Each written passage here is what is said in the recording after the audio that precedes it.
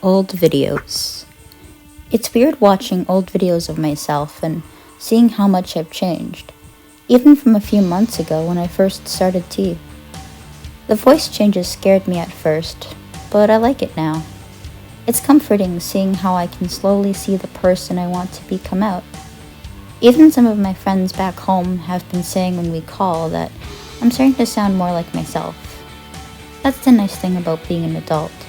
You can choose who you want to be. I don't know if I ever really saw myself as a girl. At one point, I feel I was overcompensating in a way by trying to fit into the mold by wearing dresses and growing out my hair. I was obsessed with growing my hair out when I was 13. I'd look up different ways to grow my hair faster, and I kept asking my mom and stepdad if my hair was longer every few weeks. Of course, by the summer when I turned 14 and my hair had finally grown out, was when I immediately cut it all off. That was when I first realized I wasn't cis. Spent the next 8 years trying to figure out who I was, trying out different names and labels until I found the one that stuck. I'm glad I waited to transition until now. I don't think the timing was right before. I was too focused on trying to die that I never learned how to live. And with that, figuring out who I was and what I actually wanted out of life. I suppose I had to learn how to want to live first. I often imagine having conversations with my past selves and wondering what each former version of me would think of me now. Does anybody else do that too? Pretend that your past self is with you and you're filling them in on everything that happened in your life and all the new people you've met and new things you've experienced over the years.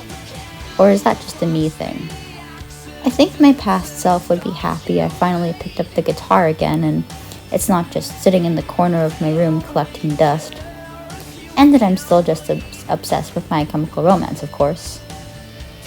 I think my past self would be overjoyed that I reconnected with my first ever friend. Who could have guessed that the best friend I spent years wishing for was the first one I ever made? Would they be surprised I waited this long to transition, or would they be surprised I decided to transition at all? It's like second puberty, I guess. And, well, the first time around was pretty rough. As my mom would say, I went through my teen years kicking and screaming. But I get a second chance this time.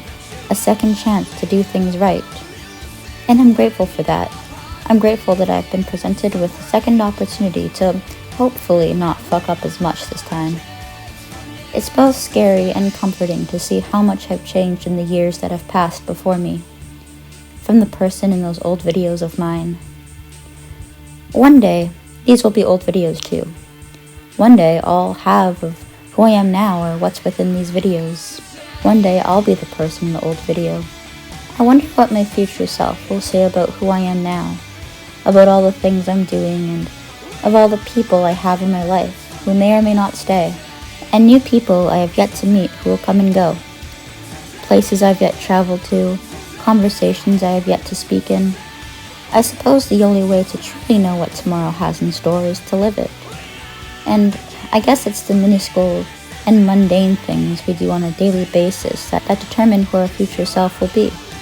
Our future selves are like a mosaic of all our past experiences summed up into one picture. Whoever that person is, I hope they're doing okay. I guess no matter what happens in life, despite everything, it's still me. All of it. The good and the bad, the ugly and the beautiful.